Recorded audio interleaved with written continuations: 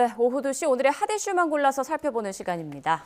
오늘은 양지민 변호사, 이경민 변호사와 함께 이야기 나눠보겠습니다. 안녕하십니까? 안녕하세요. 네, 자 오늘 공항이 아주 북적였습니다. 캄보디아에서 스캠, 인질 강도 등 범행을 저지른 한국인 범죄 조직원들이 오전에 대규모로 송환이 됐는데 단일 사건 기준으로 역대 최대 규모의 범죄자 이송 작전이었다고 하더라고요. 맞습니다. 73명이 이제 입국을 했고요. 이 부산이라든지 아니면 뭐 충남이라든지 여러 곳으로 이제 나눠져서 이렇게 조사를 받게 될 예정입니다. 말씀해주신 것처럼 이 국외 이제 송환으로는 최대 규모의 송환으로 지금 알려져 있는 상황이고, 어쨌든 지금 도피를 하고 있는 이런 상황이었기 때문에 굉장히 국내로 이 송환해 오기가 절차적으로 쉽지 않았던 것으로 보여요. 근데 그럼에도 불구하고 굉장히 많은 부처에서 노력을 기울인 끝에 이렇게 올 수 있었다라는 생각이 들고요. 일단 10시 55분쯤에 입국장으로 이제 등장을 했는데 기내에서도 피의자 한 명당 이렇게 일부 인원이 옆에 바로 붙어서 어떤 돌발 상황이라든지 돌발 행동을 제어했다, 통제했다라고 지금 알려지고 있는 상황이고, 보시는 것처럼 입국장을 이제 들어서서 올 때에도 혹시나 좀 위험한 일이 발생할 수도 있는 가능성 때문에 양쪽에 이렇게 경찰이 붙어서 한 명씩 데리고 이렇게 나오는 그러한 장면이 연출이 됐습니다. 이 피의자들이 모두 체포영장이 발부된 상태로 국내에 도착하는 대로 그 수사기관으로 보내졌는데, 이게 우리나라 땅에 내리기 전에 그 비행기 탑승할 때 이제 기본적으로 영장이 집행되는 과정인 거죠?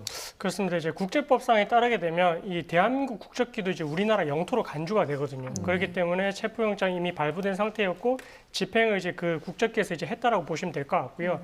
추가적으로 이제 우리나라에 지금 도착을 한 상태에서는 일단 이제 경찰청으로 각각 흩어져서 이제 조사를 받게 되는데, 아마 48시간 이내로 이제 체포영장 시한이 이제 그 만료가 되기 때문에 뭐 구속이 필요하다고 할 것 같으면 그 안에 이제 구속영장 신청을 하게 될 것 같고요.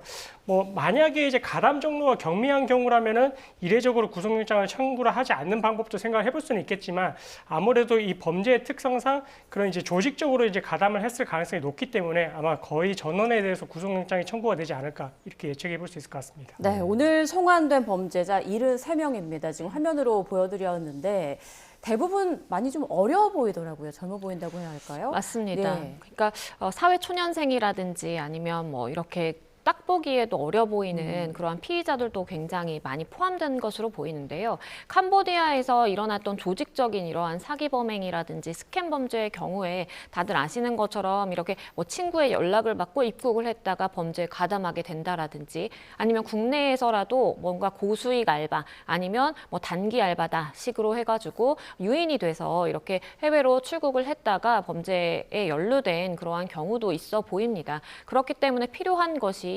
물론 송환되어 온 사람들 중에 굉장히 적극적으로 본인이 조직적으로 가담을 해서 이 범죄를 주도한 사람도 있을 것이고, 반면에 굉장히 소극적으로 어쩔 수 없이 가서 본인이 어떠한 빚을 진다라든지 아니면 어떤 신변상의 위협을 받고 범죄에 가담하게 되는 경우도 있을 것이거든요. 그렇기 때문에 이 부분은 추후에 수사라든지 이제 그 단계를 거치면서 가담 정도에 따라서 어느 정도 분류가 되지 않을까 싶습니다. 해외에서 이제 고수익 알바, 단기 알바 이런 것들 좀 주의할 필요가 있을 것 같은데, 오늘 송환이 된 73명에 대해서 지금 어떤 종류의 혐의가 좀 지금 받고 있습니까? 일단은 이제 70명에 대해서는 대부분 이제 스캠 범죄, 그러니까 이제 사기라고 생각을 하시면 될 것 같고요. 그 이제 구체 유형에 따라서 뭐 로맨스 스캠도 있고, 네. 아니면 뭐 주식 리딩방이라고 해가지고 어떤 이제 뭐 주식 거래의 종목을 추천을 해준다라고 하면서 이제 속여가지고 또 돈을 편취해낸. 그래서 이런 부분들에 대해서는 일단은 혐의 자체는 사기죄 제명이 적용이 되지만, 이게 이제 구체적인 피해 액수에 따라서는 이제 특정 경제 범죄로 이제 가중 처벌이 될 수가 있고요. 추가적으로는 이제 범죄 단체가 이제 구성이 되어 있다라고 볼 수 있기 때문에 범죄 단체 조직죄도 이제 적용이 될 가능성이 있다, 이렇게 이제 말씀드릴 수 있을 것 같고, 네. 나머지 3명에 대해서는 일단 뭐 인질 강도 혐의랑 그다음에 이제 도박과 관련된 또 혐의가 있다 보니까 그 부분에 있어서는 이제 다른 제명이 적용이 될 것 같은데, 아마 이제 가담 정도에 따라서 앞으로 이제 제명이 조금 더 늘어날 가능성, 그 부분도 조금 배제를 할 수는 없을 것 같습니다. 네, 그런데 경찰은 무더기로 구속영장을 신청하는 걸 검토하고 있다고 하는데, 말씀하신 대로 가담 정도에 따라서 처벌 수위도 달라질 텐데 영장 발부 가능성은 어떻게 보세요?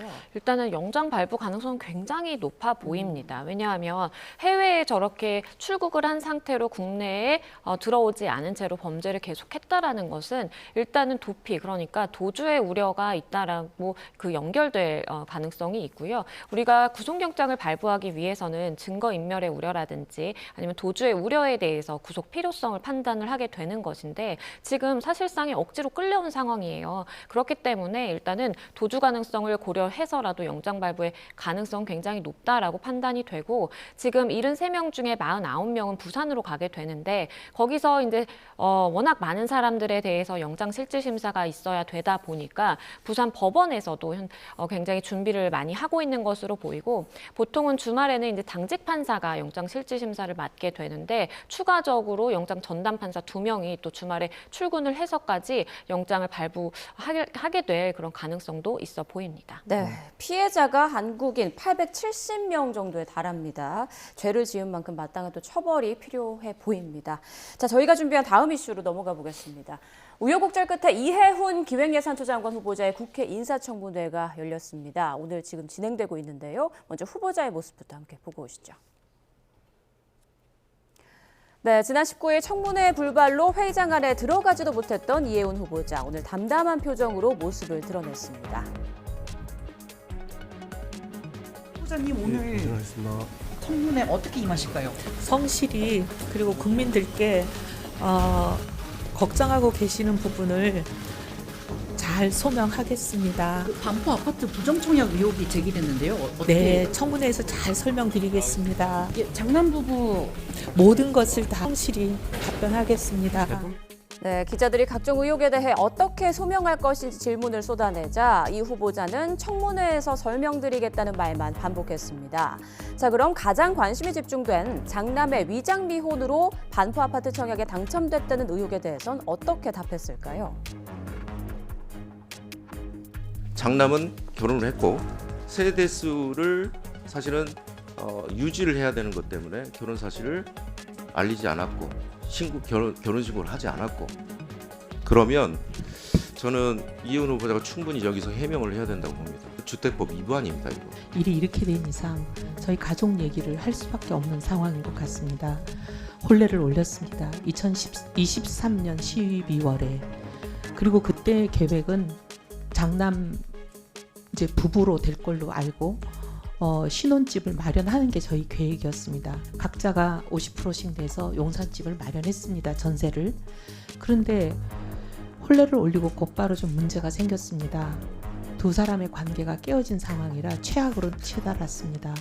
그래서 당시 저희는 그 혼례를 유지하기가 어렵다고 생각했습니다. 장남은 당시로서는 그러니까 저희와 함께 이제 계속 있을 수밖에 없는 상황이었고 저희와 함께 간다고 저희는 생각했습니다.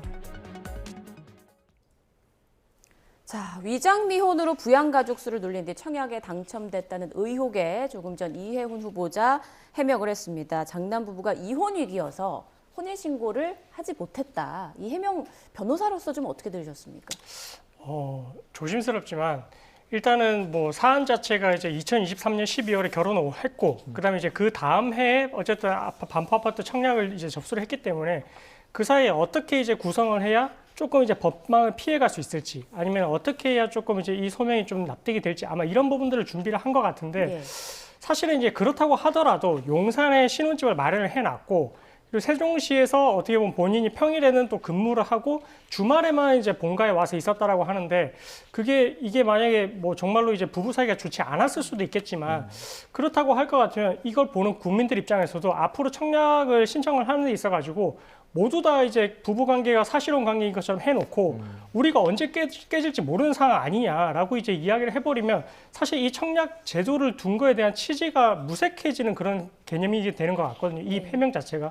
그래서 이게 과연 납득이 되는 부분인지 정말 의심스럽고 어쨌든 뭐 이 부분에 대해서는 이제 반포 아파트와 관련해서는 이렇게 이제 해명을 하기 때문에 국민들 입장에서 이 부분이 납득이 가능한지 그리고 뭐 대통령실에서도 일단은 뭐 이 해명을 좀 들어본다라고 했으니까 예. 앞으로 이에 따라서 어떻게 대처할지가 좀 결정이 될 것 같습니다. 수사기관의 결과에 따르겠다라고 이제 답변을 했는데 법적으로는 나중에 좀 어떻게 흘러갈 거라고 보세요? 그러니까 지금 부정청약 문제가 불거진 상황에서 처음에는 이제 주택법 위반으로 의율이 될 수 있다라는 이야기가 나왔었는데 이것이 이제 재건축 단지다 보니까 도정법이 적용이 돼야 된다. 그래서 저 반포 아파트 뺏지 못한다라는 이야기도 추가적으로 불거졌어요. 근데 이제 물론 도정법을 적용을 하게 되면 부정청약에 대해서 어떤 형사처벌에 대한 조항은 없는 것은 맞습니다. 근데 하지만 우리가 정의의 원칙이라든지 아니면 기본적으로 적용될 수 있는 법조항을 적용해서 충분히 이 부분에 대해서 문제 삼을 수 있다라고 한다면 검토의 여지는 있다라고 판단이 되고요. 본인이 사실과 다른 그러니까 일반의 상식에 벗어나는 지금 행위를 한 거잖아요. 네. 결혼을 했음에도 불구하고 청약 가점 점수를 높이기 위해서 혼인 신고를 하지 않은 채 그것으로 인해서 당첨이 되고 실질적으로 큰 몇십억에 달하는 수익을 얻었다라고 한다면 그렇게 속여서 받는 행위 자체에 대해서 우리가 업무 방해라든지 아니면 사기까지도 적용을 해야 된다라는 목소리가 국민의힘 측에서는 나오고 있는 상황이고 일반적인 민법 법리상에 본인이 어떠한 속여서 잘못해서 위법을 저질러서 막대한 이득을 얻었다라고 한다면 이것에 대해서 부당이득으로서 반환을 청구한다라든지 충분히 문제 삼아 볼 수 있는 가능성은 좀 열려 있다라고 보여지고요. 다만 본인이 이제 해명할 수 있다라고 자신감을 굉장히 비추고 있는 그런 상황이었기 때문에 지금 알려진 부분 외에도 어떠한 이 청약 가점을 받는 데 있어서 실질적으로 문제가 없다라는 것을 증명할 수 있는 무언가가 있는지 들어봐야 되는 상황으로 보입니다. 네. 자, 이렇게 이혜훈 후보자와 관련해서 여러 가지 의혹들이 있는 가운데 조금 전 위장미혼으로 인한 부정청약 의혹에는 이렇게 해명을 했는데 비슷하게 이렇게 주택법 위반으로 처벌받은 사례가 있습니까? 어떤가요?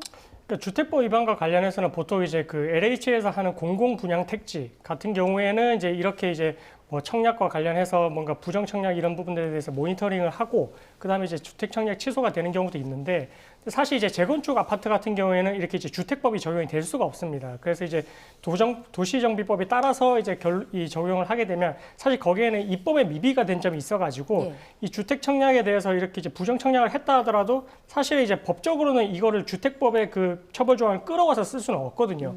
그래서 이제 아마 이 부분도 조금 문제될 수 있는데 이혜훈 후보자 입장에서 만약 그 부분을 알고도 이렇게 했다라고 할 것 같으면 그러면 오히려 공직자가 이 법 조항에 대해서 더 이제 이 부분에 공백이 있다는 것을 알고 내가 이렇게 문제가 되더라도 반포 아파트를 뺏기지는 않겠지라는 그런 이제 인식이 있는 상태에서 이렇게 계속해서 이제 뭔가 후보자로 지명이 되고 계속 이 절차를 준비를 해 왔다라고 할 것 같으면 그 부분은 더더욱 이제 높은 어떻게 보면 청렴성이 요구되는 그런 위치에 있는 사람인데 네. 과연 이렇게 이제 입법의 공백을 이용을 하면서까지 이렇게 이제 부정적인 수익을 취득을 하게 하는 게 맞는지 뭐 그런 부분들도 이제 논란이 될 수 있는 것 같아서 이게 뭐 일반 주택법에서는 당연히 문제가 될 수 있지만 그렇지 않은 사례라고 하더라도 공직자이기 때문에 아마 이 부분에 대해서는 조금 엄격한 잣대를 적용을 해야 되지 않을까 싶습니다. 네.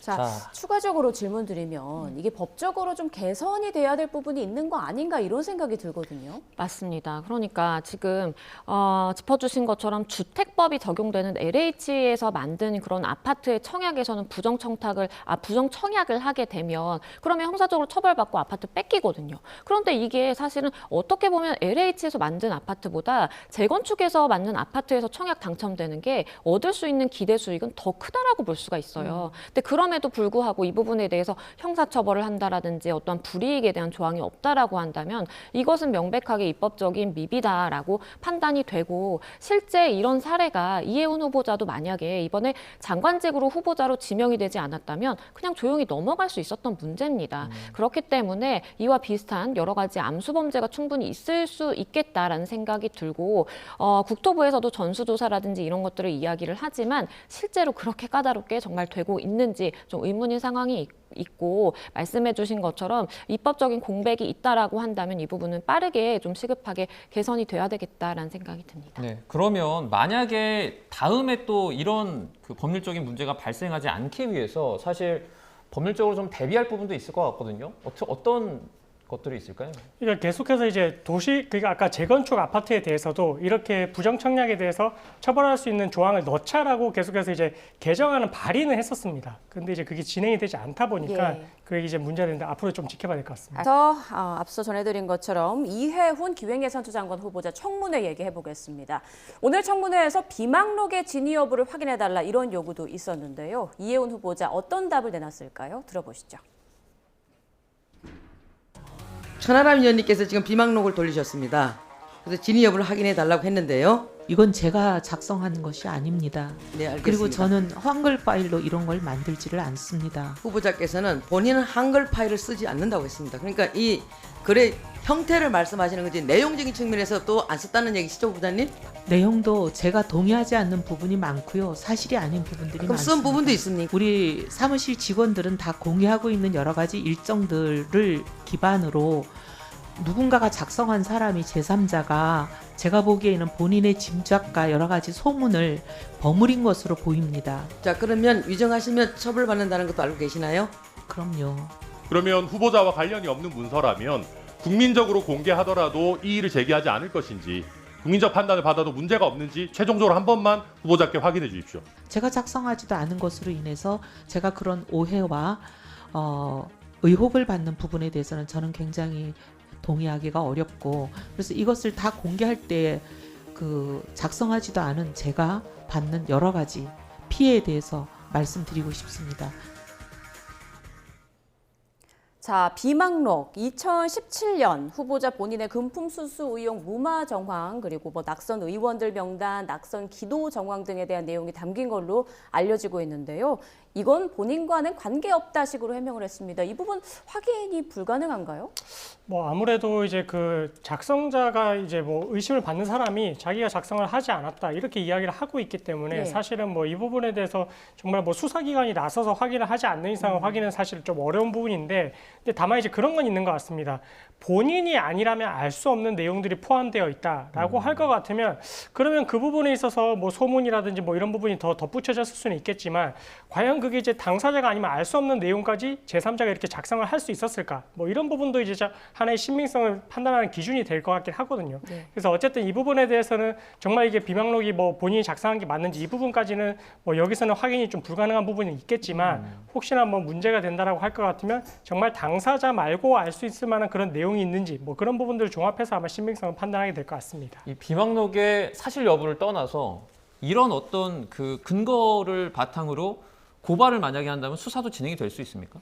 그러니까 이해훈 후보자 입장에서 생각을 해보자라고 한다면 내가 쓰지도 않은 글을 누가 내가 썼다라고 해서 이렇게 퍼뜨렸다라고 한다면 이것이 뭐 그야말로 허위적시에 관한 명예훼손이 될 수가 있는 것이기 때문에 문제를 삼아볼 수 있는 것이고, 반면에 이제 반대측에 있는 뭔가 후보자의 검증을 위한 부분으로 생각을 해보자라고 한다면 만약에 저 과정에서 누군가의 낙선을 위해서 아니면 본인이 원하는 바를 쟁취하기 위해서 금전적인 부분이라든지 위법적인 부분이 있다라고 한다면 다른 사람 입장에서 이제 고발을 할 수도 있는 것이겠죠. 그렇기 때문에 이것이 뭐 일부 내용의 경우에는 언론에 보도가 되기도 하고 흘러나오기도 하지만 이 전체 내용이 만약에 공개됐을 때에는 후속적으로 관련해서 법적 조치가 서로 오고 갈 수 있는 상황이다라고 생각이 들고, 이 비망록 의혹을 제기한 천하람 의원의 경우에도 본인이 사실상의 고소를 당할 수 있는, 고소 고발을 당할 수 있는 그런 언론에서 이렇게 출연을 해서 이야기를 하는 부분도 있었거든요. 그만큼 본인은 이게 사실이고 진실한 것이다라는 취지에서 본인의 면책 특권이라든지 이런 것과 무관하게 언론에서도 일관된 이야기를 하고 있어서 또 진실이다라는 이야기가 있기 때문에 서로 양측의 입장이 굉장히 첨예하게 좀 대립하고 있는 상황이고, 글쎄요, 진실 여부를 완전하게 확인할 수 있을지는 좀 의문이 드는 것도 사실입니다. 네. 자, 국민 감정을 거드린 보좌관 갑질 의혹에 부동산 의혹 그리고 아들 병역 특혜 의혹까지 여러 가지 의혹이 상당한데 오늘 일단 청문회는 진행이 되고 있습니다. 앞으로의 절차는 어떤 게 남아 있나요? 일단은 그 청문 절차가 사실 이제 국회 동의를 받아서 하는 이제 임명 절차는 아니거든요. 예. 그래서 이제 뭐 이 부분에 있어서는 결국 이제 청문회 절차를 거치면서 우리 국민들이 이제 바라볼 수 있는 그런 이제 검증을 하는 그런 과정이다라고 보시면 될 것 같고, 이 과정에서 이제 청문 보고서가 채택이 되면 이제 대통령실에 넘어가고, 그러면 이제 대통령이 임명 여부를 결정을 하게 되는데, 어쨌든 이 부분에 있어서 혹시나 이제 청문 보고서가 채택이 되지 않는다 하더라도 예. 재송부 요청을 하고 나서도 결국 이제 만약에 청문 보고서 올라오지 않아도 이재명 대통령 입장에서는 일단은 국회 동의 없이 이 임명을 할 수는 있다. 하지만 그게 이제 그 과연 임명을 했을 때 이게 의혹이 남아있는 상태에서 과연 그 후폭풍을 감당할 수 있을지 뭐 그런 부분들을 앞으로 지켜봐야 될 것 같습니다. 일단 국민 여론이 중요할 것 같습니다. 자, 다음으로는 지금 군복무 중인 차은우 씨 얘기를 좀 해보겠습니다. 가수 겸 배우 차은우 씨가 200억 원대 탈세 의혹에 휩싸였습니다. 광고계는 벌써 거리를 두는 분위기인데요. 화면 함께 보시죠. 네, 어제 서울지방국세청 조사 4국이 차은우 씨에게 탈세 혐의로 200억 원 넘는 세금 추징을 통보한 것으로 전해졌습니다. 국내 연예인 개인에게 부과된 추징액 중 역대 최고 규모인데요. 국세청은 차은우 씨 모친이 설립한 법인을 의심하고 있습니다. 최고 45%에 달하는 개인 소득세율 대신 이보다 20%포인트 이상 낮은 법인세율을 적용받기 위해 차은우와 소속사 사이 실체가 없는 가족법인을 끼워 넣은 것 아니냐는 거죠. 모친 명의로 설립된 법인의 과거 주소지가 부모가 운영하던 인천 강화군 소재 장어집과 동일했다는 사실까지 알려진 상황인데요. 차 씨 측은 국세청 결정에 불복해 과세전 적부 심사를 청구하고 결과를 기다리고 있는 상황입니다. 광고계에선 일찌감치 차은우 씨 관련 콘텐츠를 비공개로 전환하거나 노출 중단에 나선 가운데 국민 MC 유재석 씨의 납세 방식이 다시금 조명을 받고 있는데요. 어떤 내용인지 들어보시죠.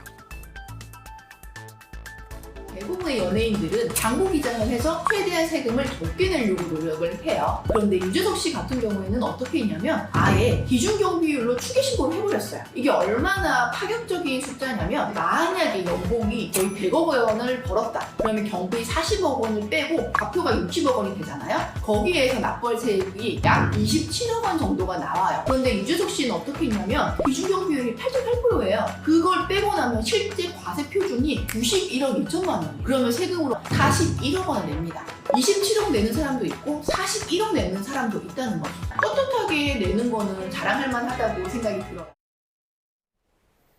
네, 지금 차은우 씨와 유재석 씨가 비교가 되고 있는 그런 상황인데 일단 모친이 설립한 그 개인 법인이 지금 의혹의 골자인 것 같습니다. 좀 쉽게 설명해 주실 수 있을까요? 그러니까 이 의혹의 경우에는 애초에 차은우 씨가 소속되어 있는 소속사 판타지오의 세무조사를 하다가 이상한 정황이 있는 겁니다. 판타지오와 용역 계약을 체결한 어떠한 법인이 있는데 그 법인으로 차은우 씨가 벌어들인 소득이 다 흘러가고 있는 겁니다. 그래서 이 회사가 뭔가 실체가 있는 회사인가라고 살펴보니 국세청 입장에서 보기에는 이 회사가 실체가 없는 페이퍼 컴퍼니다라는 결론을 내린 것으로 보이고 예. 개인으로서 그러니까 판타지오로부터 차은우 씨가 그 금액을 본인이 벌어들인 금액을 받아가면 개인 소득이 이제 막대할 것이기 때문에 거의 50%가량 소득을 이제 세금을 내야 되는 상황이거든요. 그런데 이걸 내가 아니라 법인을 통해서 받게 되면 법인이 법인세를 내야 되고 법인세는 개인 소득세율에 비해서 현저히 낮기 때문에 한 20% 정도 이제 낮아진다라는 것이에요.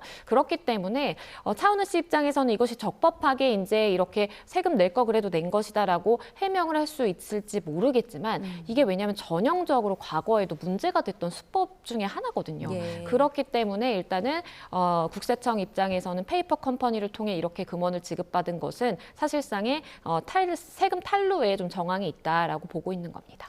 이번 추징 금액이 지금 연예계 사상 최대 규모라는 말이 나오고 있는데 그러니까 200억대 탈세 의혹 과거에도 좀 이런 사례가 좀 있었나요? 근데 이 200억대라는 게 사실은 이제 그 전에 뭐 1인 기획사를 설립을 해서 세금을 제대로 납부하지 못해서 뒤에 추징을 하게 되는 그런 경우는 있었지만 그 액수가 사실 200억까지 이르는 경우는 없었다 보니까 그래서 이제 차은우 씨의 경우가 이제 역대급이다 이런 말이 나오고 있는 것 같거든요. 그래서 이제 이 부분에 있어서 결국 이제 중요한 점은 아까 이제 말씀하셨던 이제 모친이 설립한 법인이 과연 정말 실질적으로 이제 이 기획사와 중간에서 어떤 용역 계약을 체결할 수 있는 그런 역할을 수행한 게 맞는지, 정말 이제 형식상으로만 법인이 있고 이 경비나 아니면 뭐 세금을 낮추기 위한 그 명목으로 세워진 법인인지, 아니면 정말로 차은우 씨와 관련해서 어떤 뭐 실질적으로 진행을 했던 그런 부분들이 있는지가 소명이 돼야 될 것 같고, 일단은 뭐 차은우 씨 측 입장에서도 아직까지는 뭐 확실히 뭐 확정이 된 사안은 아니다라고 이제 하고 있어가지고 네. 앞으로 좀 어떤 해명이 나오는지도 조금 지켜봐야 되긴 할 것 같습니다. 말씀하신 대로 차은우 씨 입장도 좀 짚어봐야 하는데 어떤 증거를 들이대면 지금의 상황을 좀 반전시킬 수 있는 건가요? 그러니까 일반적으로 국세청에서 판단을 할 때 이게 페이퍼 컴퍼니, 그러니까 쉽게 말하면 유령 회사라는 거예요. 법인은 존재를 하지만 실질적으로 법인의 어떠한 역할을 수행한다라든지 법인이 운영되고 있지는 않다라고 이제 본 것인데, 그러면 그것을 탄핵하기 위해서, 그러니까 그것을 반대되는 이제 여러 가지 증거들을 제시를 해야 되겠죠. 예를 들면 적법한 인원들이 고용이 되어 있어서 그 사람들이 일을 하고 있다. 그리고 우리가 실제 용역 계약에 따라서 어떠한 일들을 수행했다라든지, 그리고 주소지가 지금 과거에는 장어집이라고 되어 있다라고 이야기를 하는데, 그렇다면 그 공간에서 업무상 어떻게 사용될 수 있는 공간들을 마련을 하고 어떤 업무들을 했는지를 입증을 해야 되는 것입니다. 그래서 이런 부분을 아마 이제 국세청에서 조사를 할 때에도 사실 요청을 하거든요. 근데 요청을 해서 낸 증거들 중에서 아마도 좀 미비하다라고 국세청은 판단했기 때문에 추징 결정이 내려온 것으로 보여지는데, 네. 이것을 추후에 이제 과세적부심을 지금 청구해 놓은 상황이다 보니까 과세적부심에서 좀 다투기 위해서는 실질적으로 기능을 하고 있었던 회사라는 것을 보여줄 만한 다양한 좀 여러 가지 증거들을 보완해야 되는 것 아닌가라는 생각이 듭니다. 네, 차은우 씨 관련 탈세 소식도 저희가 조금 더 지켜보도록 하겠습니다. 다음 주제는요. 이제 경찰이 금은방에서 업주를 살해한 혐의를 받는 김성호를 오늘 구속 송치했습니다. 이른바 부천 금은방 강도 사건으로 알려진 이 사건인데 어떤 내용입니까? 네, 이게 지난 1월 15일에 있었던 사건인데, 당시 이제 부천에 있는 금은방에 이 김성호가 이제 침입을 해서 그때 당시에 이제 이 업주를 이제 살해를 하고 나서 이제 금품을 훔쳤다는 건데, 금품을 훔쳤던 그 금액 가액은 이제 2천만 원 정도 되고요. 네. 그리고 이후에 이 도주를 했는데, 이제 도주를 하는 과정에서 또 옷을 바꿔 입으면서 어떻게 보면 추적을 피하기 위해서 이제 그런 노력을 좀 기울이기도 했고요. 그래서 그때 당시에 오후 1시 정도의 사건이 있었고, 잡힌 거는 이제 서울 종로에서 오후 5시경 이제 검거가 된 사건인데, 어쨌든 지금 적용되는 이제 혐의로는 강도 살인과 강도 예비 혐의가 적용된다라고 보시면 될 것 같습니다. 강도 네. 예비 혐의는 뭔가요? 강도를 목적으로 어떤 범행을 준비를 하는 것. 그러니까 예. 지금 이제 부천에서 지금 이 금은방에 들어가서 이런 살인을 저질렀는데, 그 전날에도 사실 서울이라든지 인천에 가서 똑같이 다른 금은방 두 곳에 가서 결국 이제 이런 범행을 실행을 하기 위해서 이렇게 뭔가 예비되는 행동을 했던 게 아니냐, 이렇게 보고 있는 것이고, 우리 형법에서는 강도 살인으로 나아간 경우뿐만 아니라 강도를 예비한 경우에도 7년 이하의 징역으로 처벌을 하고 있거든요. 예. 그래서 이 사건 같은 경우에도 원래는 강도 살인 혐의만 적용이 됐다가 뒤에 이제 확인했을 때 그 전날에도 이제 금은방에 이제 가서 이제 확인을 했던 부분이 있었기 때문에 제명이 강도 예비 혐의가 추가됐다라고 생각하시면 될 것 같습니다. 이 피해자 유족이라는 한 누리꾼이 온라인에서 지금 이 피해자 김성호를 엄벌에 처해달라는 글을 올리기도 했다고 하는데, 피해자 측의 이런 어떤 호소가 재판에 영향을 미치기도 하나요? 그러니까 아무래도 피해자 유족 측에서 그러니까 합의가 이루어지지 않았고, 그리고 엄벌에 처하기를 원한다라고 탄원을 하는 것이 그래도 양형이 있어서 반영 요소는 될 수 있다라고 보여집니다. 처음에 이 사건 범행이 발생했을 때 금은방에서 금품을 털려고 하다가 뭔가 몸싸움이라든지 이런 것에 영향으로 인해서 마치 사람을 어떻게 우발적으로 좀 살해한 것처럼 이렇게 이야기도 본인 입에서 나온 것으로 알려지고는 있었는데, 지금 말씀해 주신 것처럼 이 강도 예비 혐의가 추가됐다라는 것은 어쨌든 본인이 그 날이든 다음 날이든 강도를 하기 위해서 굉장히 계획적으로 계획을 했다. 그렇기 때문에 우발범행으로 이렇게 의율된 상황은 아니다라는 생각이 들고요. 그런 점들을 고려를 해서 유족들이 혹시나 우발범행으로 아니면 뭔가 어떻게 잘못하다가 사람이 사망하게 된 것 아니냐, 그 순간에 고의가 발생한 것 아니냐라는 것 때문에 형량이 좀 낮아지지 않을까, 이런 우려도 하고 계신 것으로 보이는데, 아마 아무래도 이런 탄원을 하게 되고 그리고 엄벌에 처해달라라고 이야기를 하는 것 자체가 양형의 하나의 고려 요소가 된다라는 생각이 듭니다. 네, 자, 끔찍한 살인을 저지른 김성호의 신상 공개까지 이루어진 모습 함께 보셨습니다.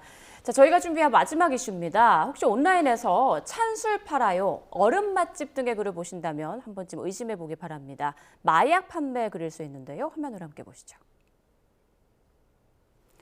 네, 텔레그램 등 SNS에 올라온 글들입니다. 찬술 먹고 싶다, 얼음 전문 소매도매 맛집, 아이스 주의사항 등이라고 적혀 있는데요. 찬술, 얼음, 아이스 모두 온라인에서 필로폰을 뜻하는 은어였습니다. 판매자들은 해외에서 밀반입한 마약을 소량으로 나눠 SNS 등을 통해 전국 곳곳에서 판매했는데요. 야산이나 일상 공간에 숨겨놓고 구매자가 직접 찾아가게 하는 이른바 던지기 수법을 사용했습니다. 이 같은 범행을 저지르다 경찰에 딱 걸린 남성, 발버둥 치고 주먹까지 휘두르며 도망을 시도해보지만 결국 긴급 체포됐습니다. 지난해 강원경찰청 마약수사팀에서는 마약 유통과 판매에 가담한 조직원과 투약자 등 모두 131명을 검거했습니다. 마약 소식 많이 좀 전해드렸습니다만 찬술 아이스라는 은어를 앞세워서 마약을 사고 팔았다. 정말 대담해진 것 같아요. 그렇습니다. 마약 사건이 보통 이제 음지에서 진행이 되기 때문에 예. 사실 수사를 하는 경우에도 이게 이제 어느 정도 이제 본인이 매수를 하는 것처럼 속여가지고 이제 접근을 하고 아니면은 이제 그렇게 이제 던지기 수법을 했을 때 그때 이제 적발을 하는 그런 경우가 많이 있었는데 사실 이 사건 같은 경우에는 이제 찬술이라든지 아이스라는 그런 마약 은어까지 사용을 하면서 광고를 하고 있다라고 보여지는 부분이어가지고 정말 많이 어떻게 보면은 좀 우리나라가 이제 마약 청정국이라고 했었는데 이제는 진짜 그런 마약 청정국도 아니라는 생각도 들고 많이 대담해졌다 이런 생각까지 드는 그런 대목인 것 같습니다. SNS 같은 온라인 공간에서 이렇게 마약 유통, 거래가 일상화되고 있는 것 같은데 사실 던지기 수법이라고 해도 물건이나 금전이 오가는 그 접점이 있을 거 아니에요. 그걸 통해서 좀 이렇게 더 적극적으로 잡을 수는 없나요? 그러니까 마약 범죄를 굉장히 수사기관에서도 많이 이제 추적을 하고 단속을 하려고 노력을 하는데 이게 현실적으로 어려운 측면도 많이 있는 겁니다. 왜냐하면 이렇게 마약을 판매한 대가로 받을 때 뭔가 계좌이체라든지 이렇게 드러나게 받는 것이 아니고 네. 그리고 본인의 명의가 아니라 다 대포 통장이라든지 대포 휴대전화를 사용하기 때문에 그야말로 추적이 어렵다는 것이 있습니다. 우리가 특히 코로나를 겪게 되면서 뭔가 다 저렇게 던지기 수법이라든지 아니면 비대면으로 마약을 정말 심지어 택배로 거래까지 하면서 대담하게 거래 수법이 많이 발전을 했다라는 평가가 이어지고 있고 물론 이러한 변화에 맞춰서 이 수사기관에서도 굉장히 빠르게 하려고 노력은 하지만 저렇게 한번 반짝했다가 또 사라지게 되면 추적이 어렵고 그리고 무엇보다도 본인이 투약하는 것도 문제지만 저렇게 판매를 하는 것은 많은 또 투약자들을 양산시키는 행위이기 때문에 정말 엄벌에 처해져야만 하거든요. 예. 다양한 이 변화 수법에 맞춰서 수사기법도 많이 발전해야 되겠다는 생각이 듭니다. 네, 수사기법과 함께 처벌 수위도 높아져야 되겠다라는 생각까지 듭니다. 지금까지 두 분과 함께 이야기 나눠봤습니다. 양지민 변호사, 이경민 변호사였습니다. 고맙습니다. 고맙습니다.